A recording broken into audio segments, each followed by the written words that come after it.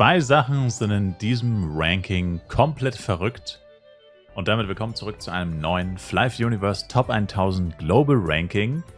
Wir haben zwar keine Ranking-Veränderung, was die Platzierungen angeht. Wir haben fast eine Veränderung. Ja, also ich spoiler schon mal ein kleines bisschen vorweg, aber es wird wahrscheinlich sehr bald wieder eine Änderung in der Platzierung geben. Unbeliebteste Klasse, zweite unbeliebteste, dritte unbeliebteste und so weiter. Und außerdem eine enorme Veränderung auf dem FEC-Server. Ich meine, es war eigentlich abzusehen. Wir hatten letzten Monat, am 16. Juli, 245 Spieler auf dem FEC-Server, die Level 160 waren. Ratet mal jetzt in den Kommentaren, wie viele es sind. Ich löse es gleich auf. Und nicht nur das, dann gibt es hier noch so einen Typen, der mit einer Woche und 3 Tagen Spielzeit einfach 160 ist und damit auch Platz 7 sogar.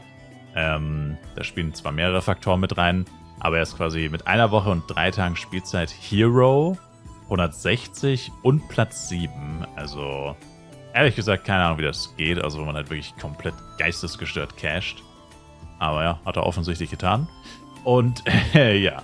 Ja, ist auf jeden Fall verrückt. Und wie gesagt, jetzt löse ich das Ganze noch auf. Aber es geht tatsächlich gar nicht, weil das so weit hinten ist, dass es mit einem Klick gar nicht funktioniert. Seite 15 ist es. Und zwar haben wir auf dem FEC-Server satte 719 Leute auf Level 160.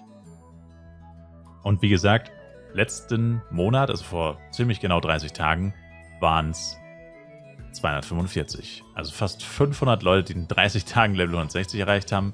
Das ist schon ziemlich massiv. Da sieht man einfach, wie unfassbar viele Leute auf diesem FEC-Server spielen.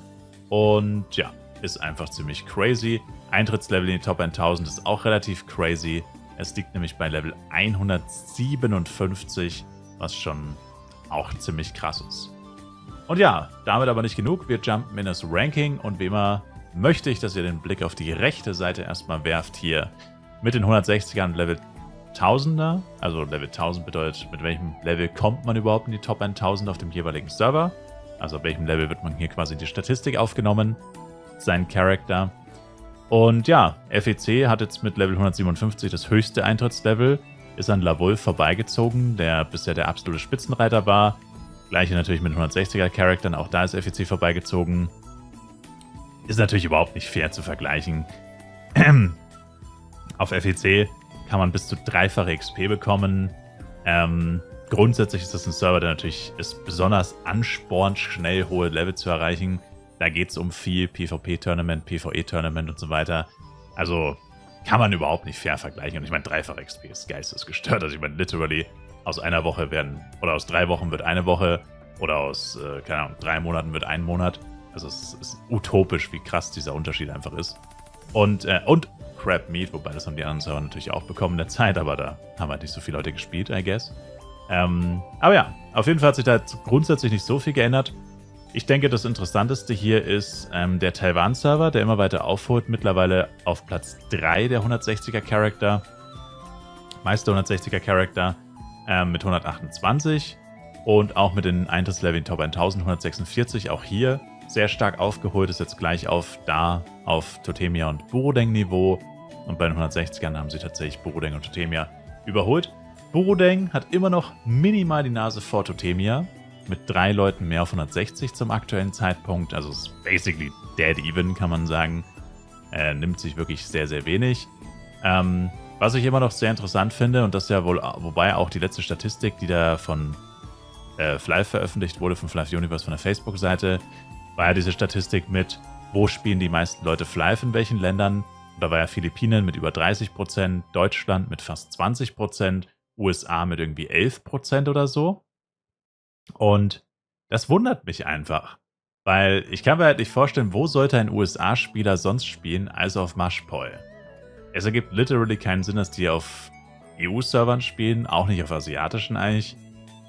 Und der Mashpoi-Server fällt immer weiter behind, also gefühlt haben da einfach, keine Ahnung, die Hälfte der High-Level-Leute gequittet. Da ändert sich im High-Level-Bereich sehr, sehr wenig. Kann man kurz hochscrollen.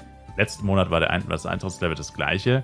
Und es waren literally nur 360er weniger. Also hat sich in einem Monat wirklich sehr, sehr wenig bis fast nahezu gar nichts getan. Und wenn der Trend weitergeht, dann ja, wird der Server vielleicht irgendwann nicht mehr zu den großen 3 im Westen gehören, sondern einfach nur noch abgehängt werden von Totemia und Bodeng. Aber ist ja egal, nicht so wichtig. Ist auf jeden Fall noch etwas, was mir aufgefallen ist. Können wir weiter beobachten auf jeden Fall. Und ja, dann natürlich weltweit Gesamt 160er Charakter, außer FEC natürlich, gibt es 1130. Und auf FEC gibt es bereits 719. Wir können leider nicht den genauen Zeitpunkt, oder ich kann nicht den genauen Zeitpunkt bestimmen, wann es auf dem FEC-Server mehr Leute auf 160 gibt, als auf allen anderen Servern zusammen. Das geht deswegen nicht, weil die Top 1000, wie es der Name schon sagt, ist ja nur eine Top 1000. Also ich kann nicht sagen, wann 1130 Leute auf FEC 160 erreicht haben. Das ist unmöglich. Aber es ist relativ fair, davon auszugehen, dass es in einem Monat ungefähr soweit sein wird. Also in einem Monat wird es wahrscheinlich weltweit knapp 1200 160er geben ohne FEC. Und ja, wahrscheinlich genauso viele, wenn nicht sogar mehr 160er auf FEC. Also mindestens 1000 auf jeden Fall. Alles andere wird dann eine Dunkelziffer werden. Und ja, ist natürlich, wie gesagt, einfach nur crazy, aber auch irgendwo logisch, muss man auf jeden Fall sagen. Ja, dann ein Blick aufs Ranking. Ich würde sagen, wir nehmen erst die Platzierungen. Ringmaster natürlich weiterhin Platz 1. Ranger weiterhin Platz 2. Blade weiterhin Platz 3. Billposter weiterhin Platz 4.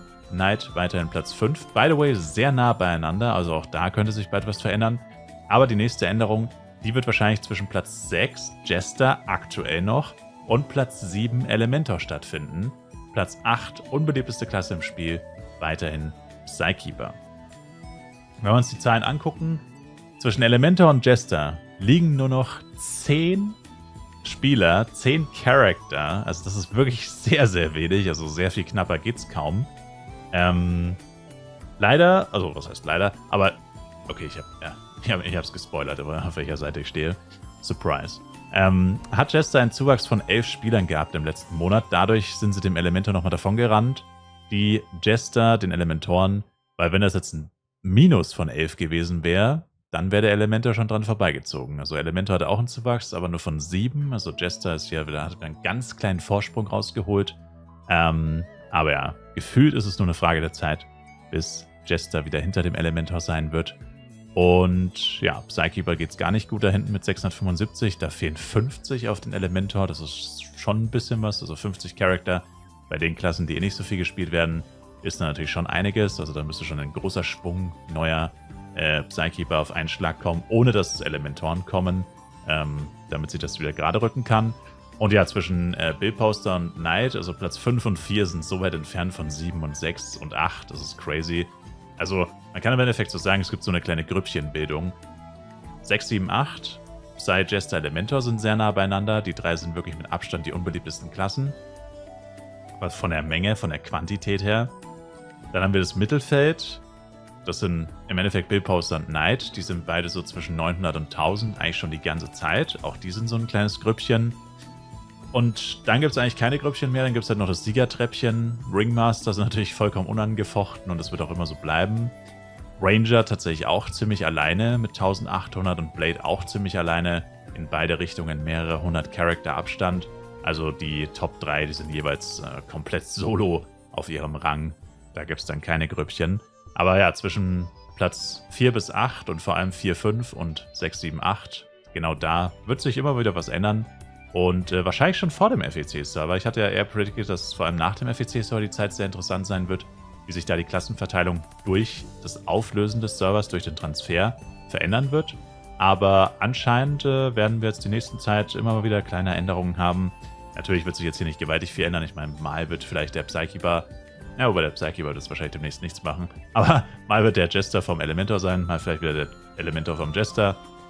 Ja, aber trotzdem ganz interessant, dass sich da überhaupt was bewegt, obwohl ja eigentlich der FEC-Server gerade so extrem im Mittelpunkt steht. Und ja, wenn wir uns die Klassenverteilung auf den einzelnen Servern dann genauer angucken, gibt es eigentlich auch nicht mehr so ultra viel zu berichten. Wir haben einige Stechen, also Jester zum Beispiel 2x83 auf Mushpay und LaWolf, Knight 2x99 auf dem Taiwan-Server und dem LaWolf-Server und gut, das war es dann, glaube ich, tatsächlich auch schon wieder mit dem Stechen, also nur positive Stechen mit der Maximalzahl, keine roten Doppelten und ja, findet es eigentlich so von den Zahlen her nichts außergewöhnlich Herausragendes.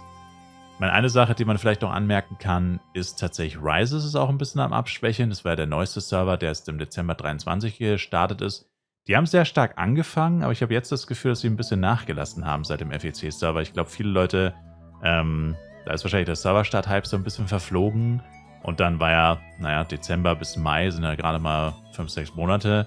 Und dann kam direkt der FEC-Server. Und ich meine, FEC-Server ist ja auch immer so was Spezielles. Ich denke, da haben einfach viele Leute dann tatsächlich die Motivation verloren und sich gedacht, ja Mann, was mühe ich mich jetzt hier ab? Dann fange ich doch einfach nochmal an auf dem FEC-Server vielleicht.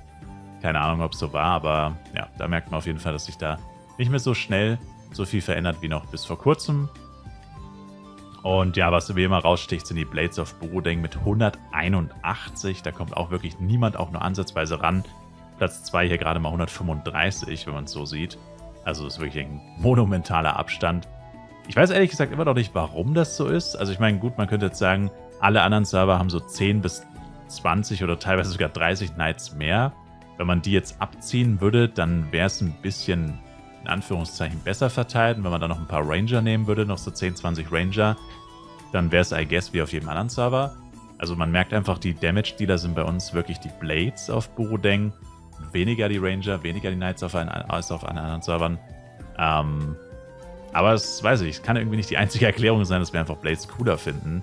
Also es ist wirklich ein Mysterium irgendwie. Also als wüssten die anderen Server nicht, dass Blade den höchsten DPS macht. Dabei weiß das ja eigentlich jeder gefühlt. Also ich kenne, glaube ich, niemanden, der das nicht weiß. Schon sehr, sehr interessant, diese Zahlen einfach zu sehen. Immer und immer wieder. Aber ja, das waren so die Main Takeaways. Wie gesagt, nächsten Monat wird es vielleicht eine Veränderung geben zwischen Jester und Elementor, je nachdem, wie krass die Veränderungen insgesamt sein werden. Ich meine, ihr seht, +1, -10, +6, +7, -4, +11. Die Veränderungen sind leider sehr gering, ja. Aber bei 10 kann halt wirklich sein, wenn Elementor steigt, Jester sinkt oder andersrum. Weil gut, bei andersrum wird sich nichts ändern, aber ja, da kann jederzeit was passieren. Und theoretisch auch bei Willposter und Knight, wobei da wird jetzt in einem Monat höchstwahrscheinlich kein Unterschied von 30 passieren. In diesem Monat waren es ja auch nur 5, aber man wird ja wohl noch träumen dürfen. Genau. Wie immer würde ich mich auf jeden Fall selber ein Like, Kommentar, ein Abo von euch freuen. Ich hoffe, euch gefallen diese Ranking-Videos. Und wir sehen uns auf jeden Fall im nächsten Fly Universe Video wieder. Schaut auf jeden Fall auch im Livestream vorbei. Tägliche Livestreams auf Twitch. Link dazu in der Videobeschreibung. Und dann sage ich danke. Bis zum nächsten Mal. Haut rein. Ciao, ciao.